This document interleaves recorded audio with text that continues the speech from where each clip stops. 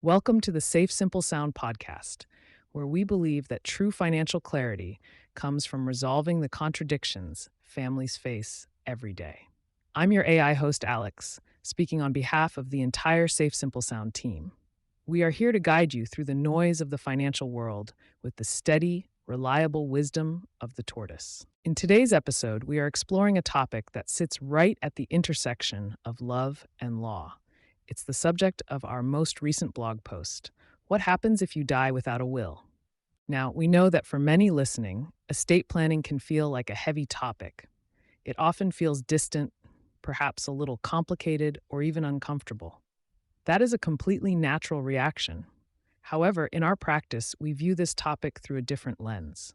We don't see estate planning as a conversation about the end of life. We see it as a conversation about the continuity of care.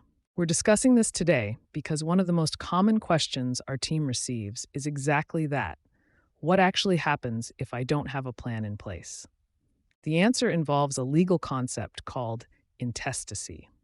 While that sounds like a complex legal term, our goal today is to apply the simple principle of our framework to translate that into plain English. We want to replace the anxiety of the unknown with the confidence of understanding. Whether you are a young family just starting out, a single professional building your career, or partners who have built a life together without a marriage certificate, this episode is designed to give you the capability to protect what matters most. By the end of this broadcast, you will understand exactly how the state's default plan works and why crafting your own plan is one of the most powerful, affectionate actions you can take for your loved ones. Let's begin by establishing a foundation for what we call the state's default will. To understand why a will is so vital, we first have to look at the challenge through the lens of our SafeSimpleSound framework. In our practice, we often observe a common contradiction. Families work incredibly hard to build assets, homes, savings, retirement accounts, to provide safety for their future.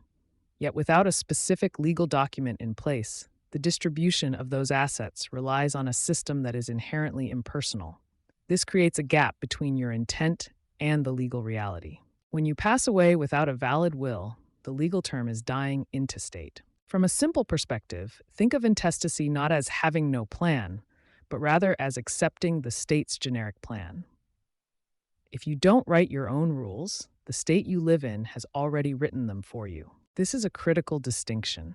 Many people believe that if they don't have a will, their family will simply figure it out based on what they know the deceased would have wanted. Verbal promises, sticky notes on heirlooms, or generally understood family arrangements. Unfortunately, in the eyes of the law, these hold no weight during intestacy. The state's plan is a rigid legal framework. It is a one-size-fits-all formula. And as we often say in our S3 framework development, one-size-fits-all usually means it fits no one perfectly. The contradiction here is that the state's laws are designed to be orderly, which sounds safe. However, because they cannot account for the nuance of your specific life, they often create outcomes that feel distinctly unsafe for surviving family members. Drawing from our CFC background at SafeSimpleSound, we know that the state's formula is based entirely on a hierarchy of blood relatives and legal marriage. It does not and cannot account for the quality of relationships, the needs of specific family members, or promises made to those outside the traditional definition of next of kin. Let's break this down using our simple filter. How does this default plan actually divide your assets? While every state has slightly different statutes, the architecture of these laws is generally consistent. They follow a strict family tree logic. If you are single with no children, the law looks up the tree to your parents. If they have passed, it looks across the tree to siblings.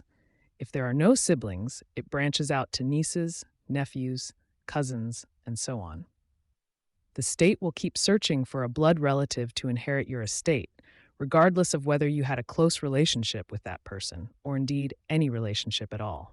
This brings us to a concept we call the unintended beneficiary. In our practice, we've seen how this rigid hierarchy can funnel assets to estranged relatives while bypassing the people who are actually central to the deceased's life. There is a pervasive myth we need to address here.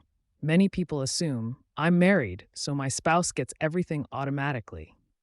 From a sound financial planning perspective, we must clarify this. In many states, that assumption is incorrect. If you are married with children and die without a will, the state may split your assets between your surviving spouse and your children. Now, you might think, that sounds fine, the money stays in the family. But let's apply S3 thinking to the practical reality.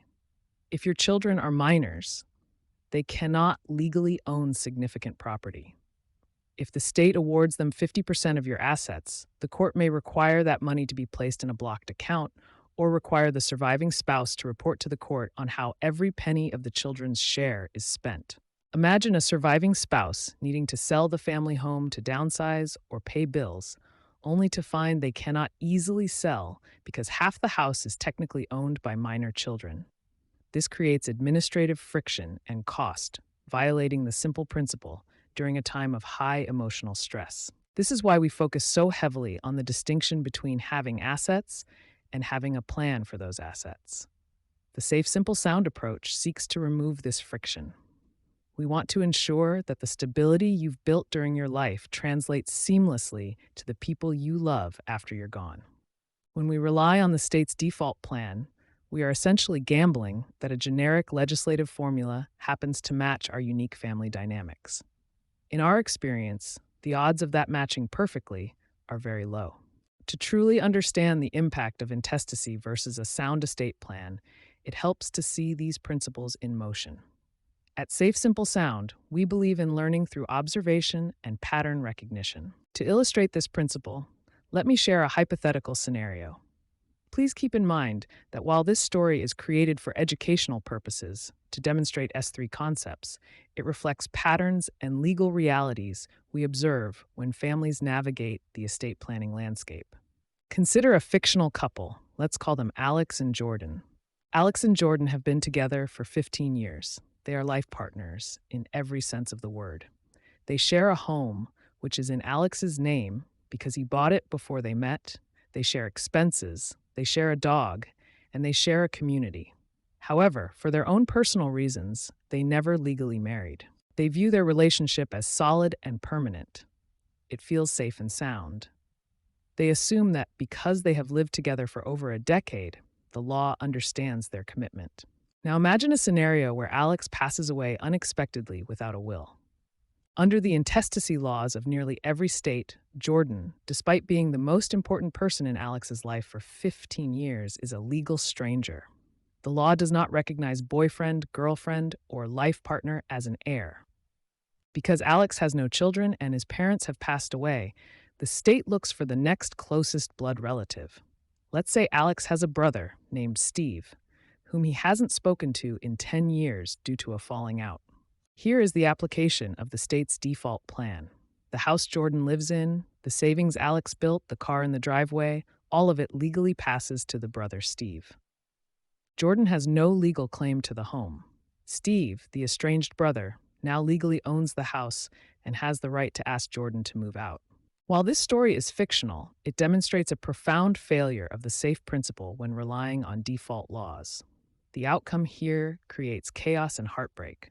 The emotional intent caring for Jordan was completely overridden by the legal rigidity blood relation over emotional bond.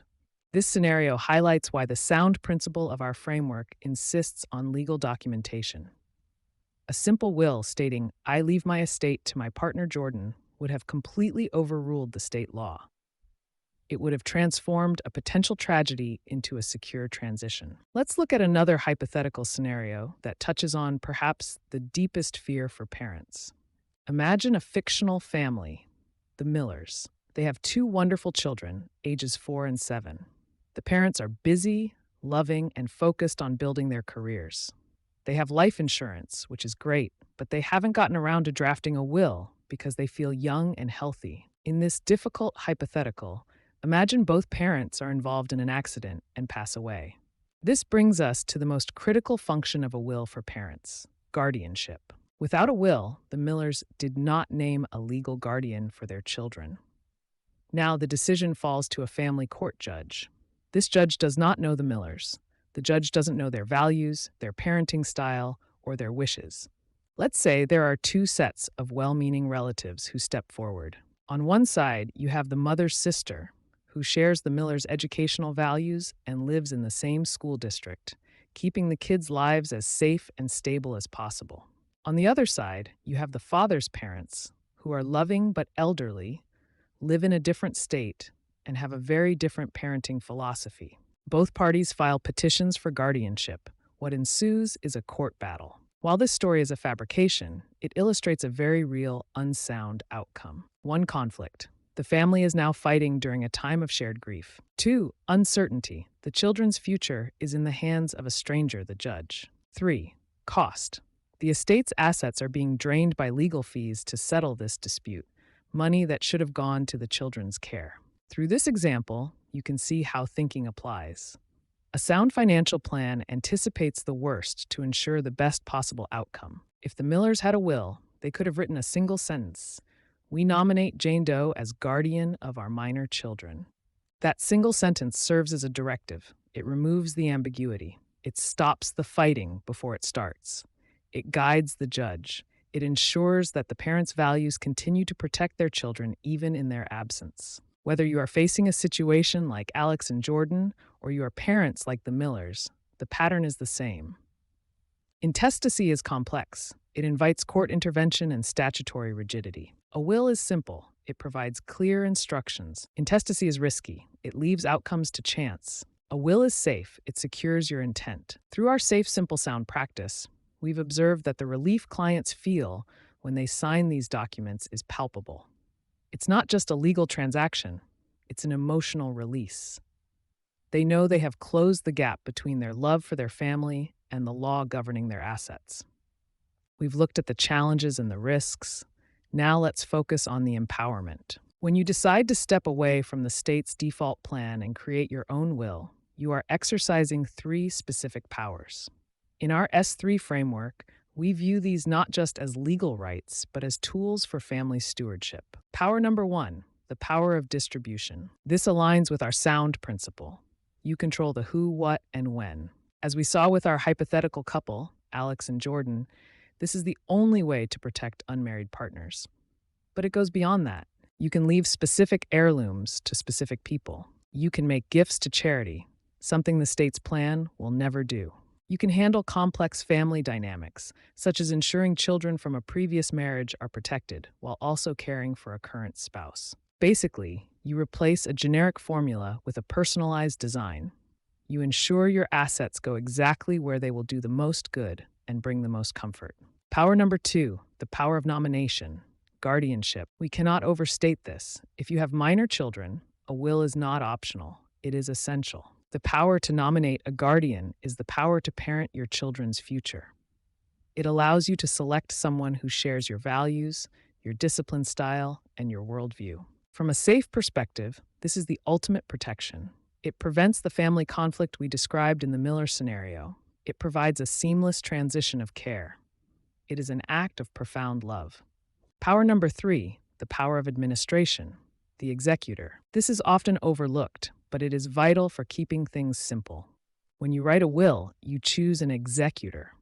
This is the person in charge of wrapping up your affairs, paying final bills, filing taxes, and distributing assets. If you don't choose one, the court will appoint an administrator. This might be someone you wouldn't have trusted to balance your checkbook, let alone manage your life savings. By choosing your own executor, you select someone you know is organized, trustworthy, and capable. You are essentially hiring the project manager for your legacy. This saves your family time, stress, and money. The simple integration. At SafeSimpleSound, we often remind the families we serve that a will doesn't have to be a leather-bound book that takes years to write. For many families, the instructions are straightforward. The complexity usually comes from procrastination, not from the document itself. The act of creating a will is the act of organizing your financial house. It aligns your legal reality with your heart's intent. As we wrap up today's episode on what happens if you die without a will, let's summarize the insights we've covered. We've learned that intestacy is simply the state's default plan, a rigid, one-size-fits-all hierarchy that rarely aligns with a modern family's needs. We've explored through our hypothetical scenarios how this default plan can leave unmarried partners unprotected and minor children in vulnerable guardianship battles. And most importantly, we've identified that creating a will is the safe, simple, and sound solution. It restores control to you. It allows you to protect your partner, appoint guardians for your children, and choose a competent executor to manage your affairs. So, what is your next step? If you do not have a will, or if your will is decades old and no longer reflects your life, we encourage you to view this not as a chore, but as an opportunity. It is an opportunity to provide clarity for those you love most. We recommend sitting down this week and simply sketching out your wishes. Who would you trust with your children? Who should receive your assets? Who is organized enough to be your executor? Once you have those thoughts on paper, you are 90% of the way there. The next step is simply formalizing it. This episode draws from our recent blog post, What Happens If You Die Without a Will, which you can find at SafeSimpleSound.com. There, you can read the complete written framework and see additional details on estate planning basics. Through our S3 approach development, we have created resources to help families navigate these conversations with less stress and more confidence. If today's S3 insights resonate with your family's situation, we invite you to explore what financial planning could look like through our Safe, Simple Sound practice. We offer a complimentary consultation where we can look at how your estate plan, or lack thereof, fits into your broader financial picture. But please remember our educational generosity principle. Whether you choose to engage with our practice or not, we want you to be protected. If you take the insights from this episode and use them to draft a will with a local attorney or even an online service, you have achieved a victory.